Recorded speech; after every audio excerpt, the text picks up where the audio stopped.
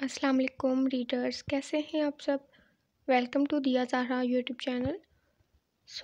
दिया ज़ाहरा का ये सेकंड नावल है। आपने उनके फर्स्ट नावल को भी बहुत ज़्यादा प्यार दिया था, बहुत पसंद किया था। और ये एक लव स्टोरी होगी, रोमांटिक सा नावल है और लव स्टोरी है और कुछ सस्पेंस होगा इसमें। आई होप कि आपको ये नावल भी पसंद आएगा। और अगर उनका जो फर्स्ट नावल है वो फ़िलहाल यूट्यूब पे all audio Urdu novels channel पे है, अवेलेबल है। अगर आप में से कोई भी पढ़ना चाहे तो जाके पढ़ सकते हैं, मस्ट रीड, काफ़ी अच्छा नावल है। हम इस नावल को रीड आउट करेंगे। अगर आप खुद रीड आउट करना चाहते हैं स्क्रीन पिक करें, वॉल्यूम डाउन करें एंड खुद रीड कर लें।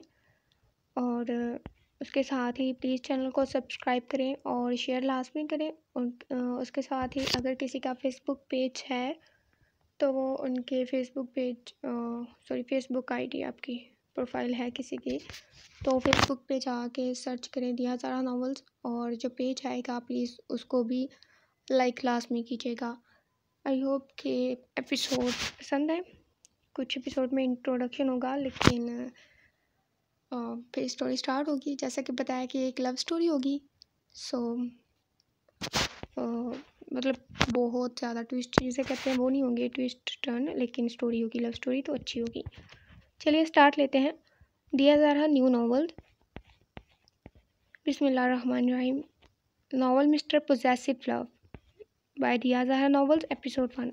ओके, नावल का नाम है mister possessive love. Don't copy paste without my permission, I have my own YouTube channel.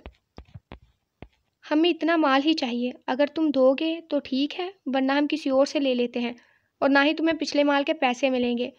दो आदमी जो सूट बूट में 35-36 साल के लग रहे थे, मेज़ पर हाथ बांधे बोले। उनकी बात पर दूसरी जानिब कुर्सी पर बैठे शख्स के साथ कुछ फासले पर खड़े गार्ड ने फ़ौरन कोट से रिवॉल्वर निकालकर उन पर तान दी थी, जिससे कुर्सी पर क्रोफर्ड से बैठे शख्स के माथे पर नागवारी से बल आए।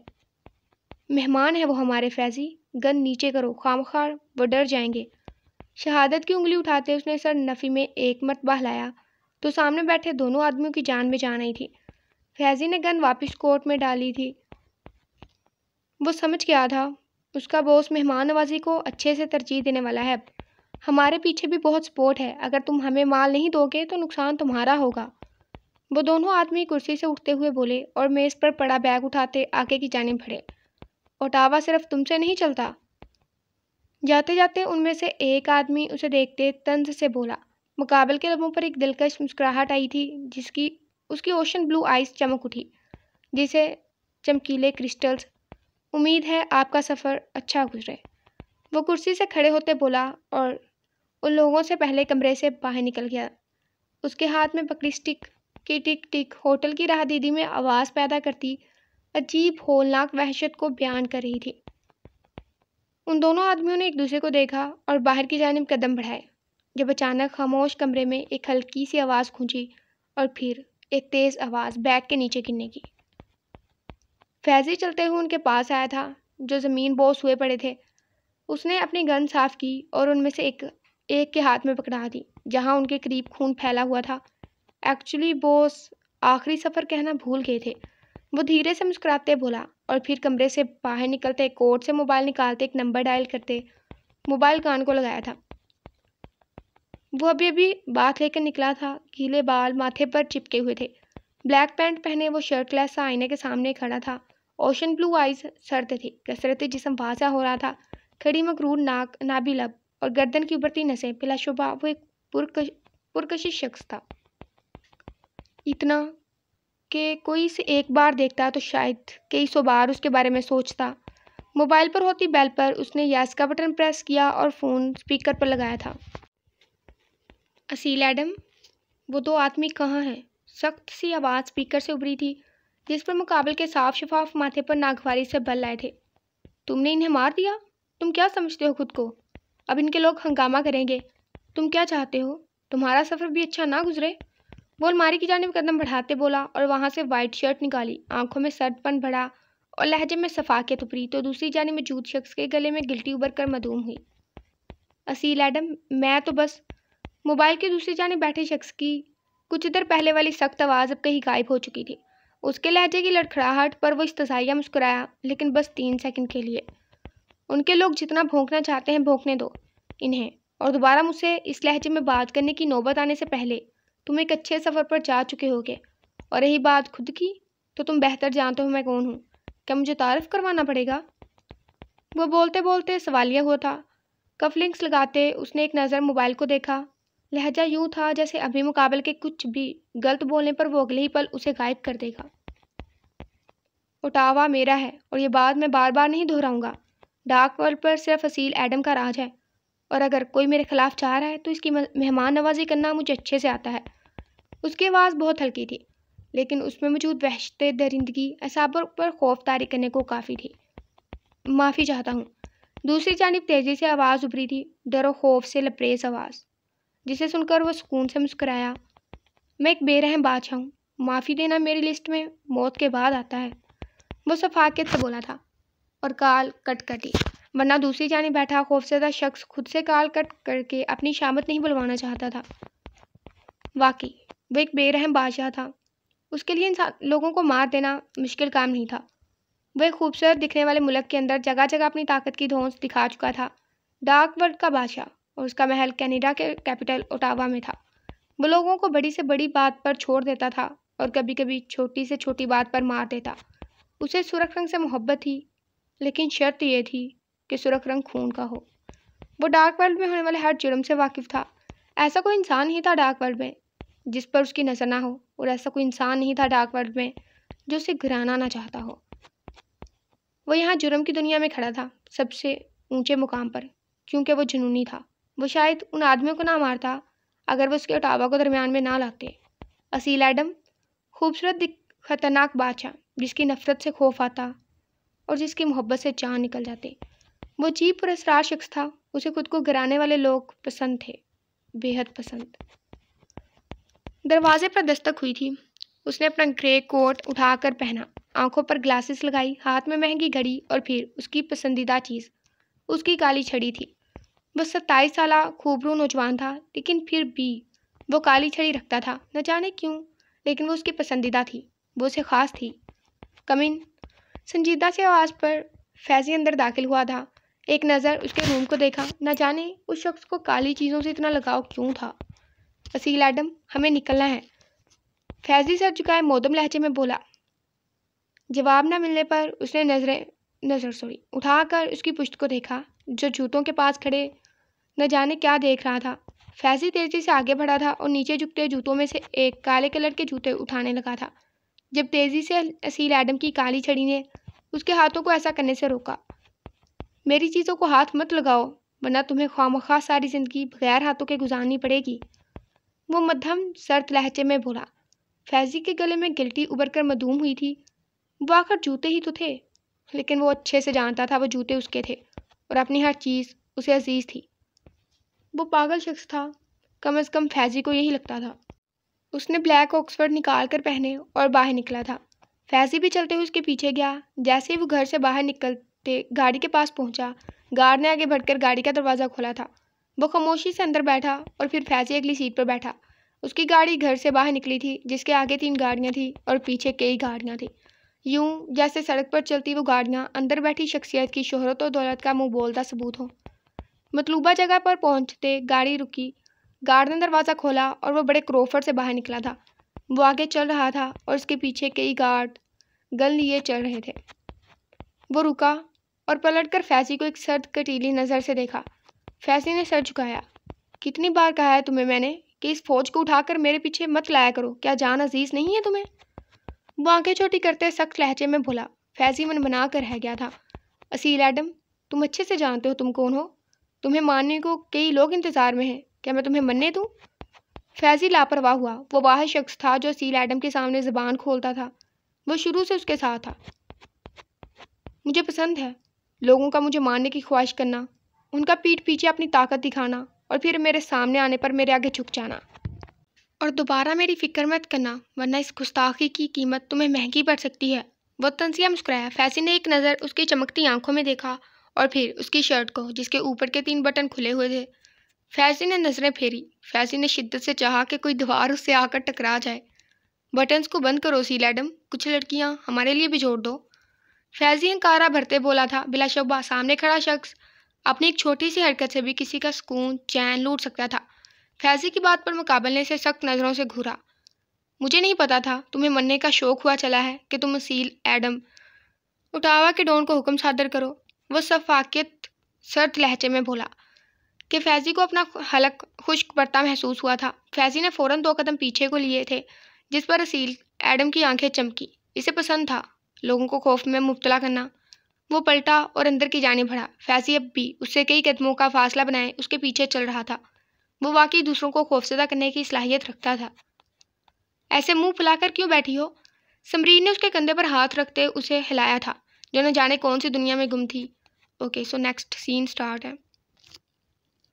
माजरत दरमियान में बोलने के लिए, लेकिन थोड़ा सा गला ख़राब है तो इस वजह से यही बताना था कि कॉम्प्रोमाइज़ करें। यार लास्ट असाइनमेंट अच्छी नहीं गई। ज़रा भी मैं पढ़ाई पर फोकस नहीं कर पा रही। तुझे तो घर की कंडीशन पता है। मुंह फुलाए वो उदासी से बोली थी। समरीन ने हंकारा भरा। वो जानती थी उसकी फैमिली कंडीशन को। क्या आंटी की तबीयत ठीक नहीं है? समरीन ने उसके कंधे पर हाथ रखते गोया उसे तसल्ली दी थी। उसने नफ़ी में सर हिलाया। उदासी उसके खूबसूरत चेहरे पर वाज़िह थी।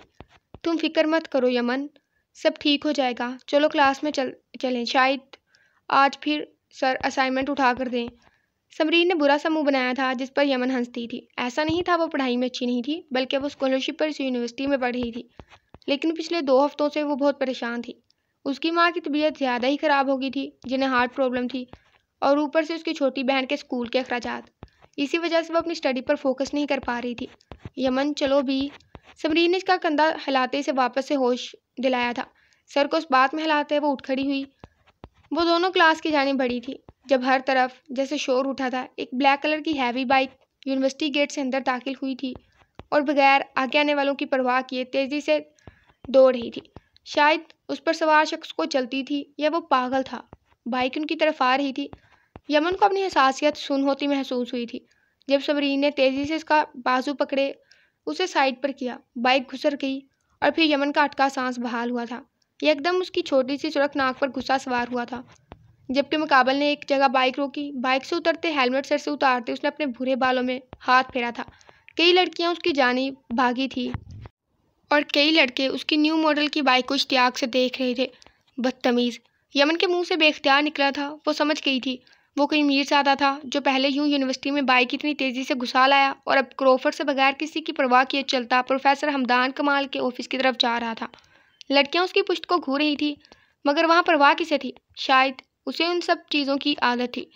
ऐसे नहीं बोलो यार, तुम जानती हो किस कदर हैंडसम और हॉट है वो। इतना एटीट्यूड तो बनता है। समरीन ने उसके साथ चलते उसे टोका। यमन ने बुरा सा मुंह बनाया था, साथ उसे एक खफीफ सी घूरी से नवाजा। शर्म कर लो कुछ, किस तरह के अल्फाज इस्तेमाल कर रही हो। और उसे एटीट्यूड नहीं बदतमीज़ी और खुदसरी बोलते हैं, बेहद फजूल है। यमन ने आंखें घुमाई। वो क्लास में इंटर हो चुके थे। उसे हल्की सी जलन महसूस हुई थी उस अनजाने शख्स से जिसकी शख्सियत बताती थी उसके पास सब कुछ है, हर आसाइश। सर झटकती वो अपनी किताब पर झुकी थी। स्टूडेंट आना शुरू हो चुके थे और फिर आखिर में प्रोफेसर के साथ वो भी क्लास में दाखिल हुआ था।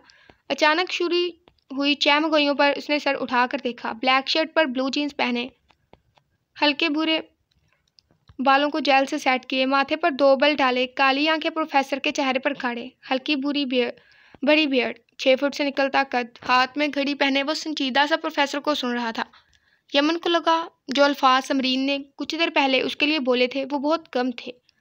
बेशक वो बहुत खूबसूरत था। उसने तेज़ी से पलकें झपकाई और नज़रें उसके चेहरे से हटाई थी।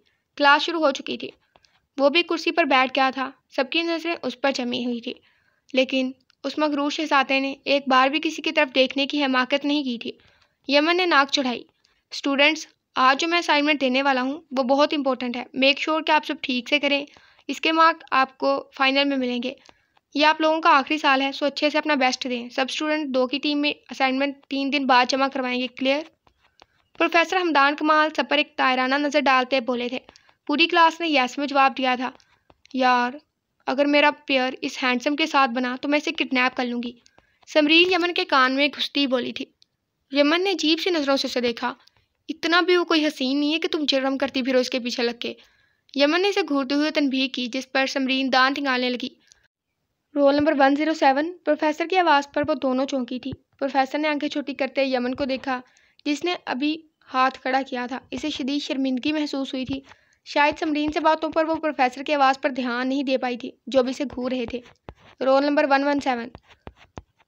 प्रोफेसर के बोलने पर सबने सुकून से बैठे उस मगरूर इंसान को देखा। यमन की आंखें एक पल को फैली थी। शर्मिंदगी मजीद बढ़ गई।